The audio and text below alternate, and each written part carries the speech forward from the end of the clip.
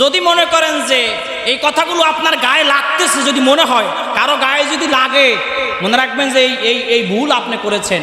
অতএব আপনাকে এখন থেকে তওবা করে নিতে হবে। সম্পত্তি, যার সম্পদ তারে ফিরাই দিতে হবে, যার হক মারছেন তারে দিয়ে দিতে হবে। ঠিক কিনা জোরে বলেন।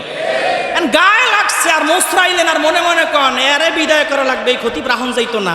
মনে করছে রফিকি যাবে আর একজন বসবে, আর একজন যাবে আর একজন আসবে, এই নিম্বার কখন খালি থাকবে না। ঠিক কিনা জোরে বলেন। আর একজন এসে আরো দোলাই দিবে, সোজা হয়ে যাবে। একের চেয়ে আর এক পাও যত পরিবর্তন।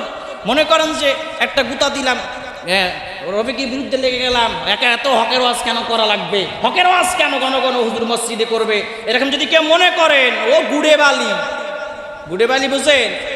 আমি রফিকি সবসময় হক, এই নম্বর থেকে হক কথা বলি, এটা আপনারা অনেকে জানেন। খিলকাত আশিয়ান সিটি মসজিদে ছিলাম, খবর নিয়ে দেখেন, বড়রা আশিয়ান সিটি মসজিদ ছিলাম, এই হকের বয়ান করছি, হক কথা বলছি। কে সুদখোর, কে হারামখোর, কে জুলুমবাজ, কে চাঁদাবাজ, কাউকে দেখি নাই। দোলাই করছি আচ্ছা মতন, কোরআন থেকে বলছি, যার গায়ে লাগছে সেই জ্বলছে। কেউ সংশোধন হয়েছে, কেউ বিরুদ্ধে লেগেছে, এগুলো আমি রফিকে কেয়ার করি না। এই মেম্বার আল্লাহ দিয়েছে হক কথা বলার জন্য। এই মেম্বার থেকে হক কথা বলার কারণে যদি ফাঁসির কাষ্ট ঝুলতে হয়, হক আমরা ফাঁসির মঞ্চে দাঁড়িয়ে আল্লাহু আকবার স্লোগান দিতে রাজি আছি। ঠিক না বেটে?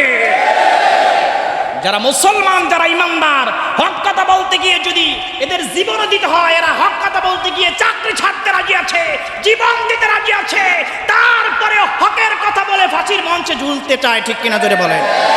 সমস্ত মুসলমানদের এটাই নিয়ত। কার কার নিয়ত আছে শুধু হাত তোলা লাগে দেখায় দাও।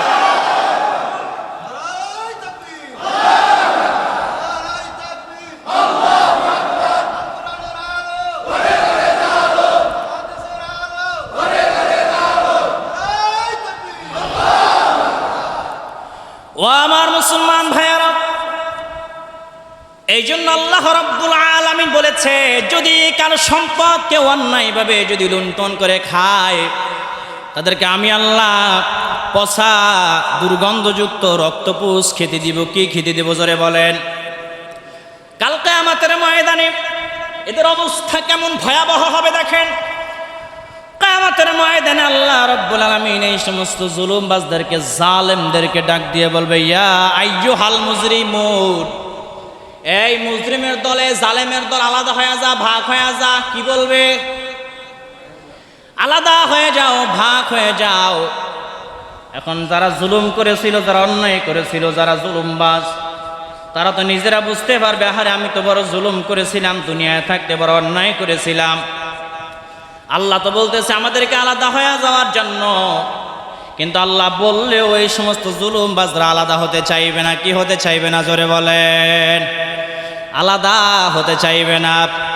যখন আলাদা হতে চাইবে না, আল্লাহ রাব্বুল আলামিন এমন একটা বাতাস প্রবাহমান করবে, ওই বাতাস এমন বেশি প্রখর হবে, গ্রামগঞ্জে যেমন কুলাই নিয়ে বাতাসের উপর যখন ধানগুলো এরকম ছেড়ে দেয়, দেখবেন চিটাগুলো উড়ে গিয়ে এক জায়গায় পড়ে আর ধানগুলো জায়গায় পড়ে। ঠিক কিনা জোরে বলেন? আল্লাহ রাব্বুল আলামিন তদ্রূপভাবে এমন একটা বাতাস প্রবাহমান করবে, ওই বাতাসের পাওয়ারের ঠেলায় যেই সমস্ত জাহান্নামীরা, জুলুমবাজরা, অন্যায়ভাবে যারা অন্যের সম্পদ মেরে খেয়েছিল, তারা উড়ে গিয়ে এক জায়গায় পড়বে। আর যারা গুনাহগার নয়, যারা আল্লাহর নেককার বান্দা, তারা জায়গায় দাঁড়ায়া থাকবে। জোরে কোন সুবহানাল্লাহ। যারা জুলুমবাজ না, তারা জায়গায় থাকবে, তাদেরকে শীতল ছায়া দান করবে আল্লাহ। আর যারা অন্যায়ভাবে সম্পদ লুণ্ঠন করেছিল, জুলুমবাজ, জালেম, কি জোরে বলেন? আল্লাহ যেখানেই এই সমস্ত জুলুমবাজদের সম্পর্কে আলোচনা করেছে, আল্লাহ সেখানেই বলেছে জুলমান। কি বলেছে? মানে জুলুমবাজ, আত্মসাৎকারী আছে না নাই? হাদিসের মধ্যে নবীজি যেখানেই বলেছে, পরে অংশে শেষে বলে দিয়েছে জুলমান, মানে জালেম। কি জোরে বলেন? জালেম। আল্লাহ রাব্বুল আলামিন যখন বাতাস প্রবাহমান করবে, উড়ে গিয়ে ওই সমস্ত জালেমরা জাহান্নামের কাছাকাছি গিয়ে পড়বে। তাদের এক বিঘাত মাথার উপরে সূর্য টেনে দেওয়া হবে। সূর্যের তাপে তাদের মাথার মজকগুলো টকবক করে ফুটতে থাকবে, আর নাক কান দিয়া গলে গলে বাহির হয়ে যাবে। জোরে কান নাউজুবিল্লাহ।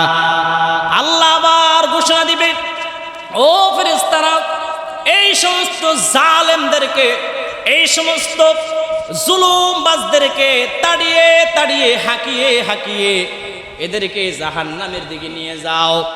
আল্লাহ রাব্বুল আলামিন ফেরেশতাদেরকে যখন এই হুকুম করবে, ফেরেশতারা তাড়ায়া তাড়ায়া তাদেরকে ধরার চেষ্টা করবে। এমন সময় জালেমগুলো, সম্পদখোরগুলো, আত্মসাৎকারীগুলো, এই সমস্ত জালেমগুলো, জুলুমবাজগুলো দৌড়াদৌড়ি শুরু করবে।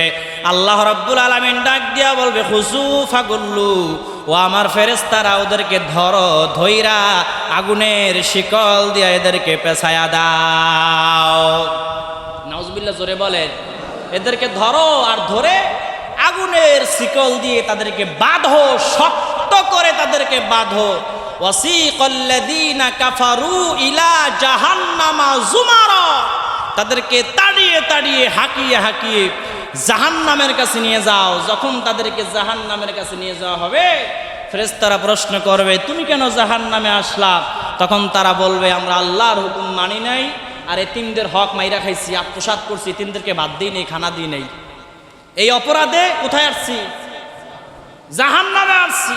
ফেরেশতারা বলবে, তুই তো বড় জালেম, ঠেলা মেরা তাতে জাহান্নামে হালা, দেরি করা যাবে না।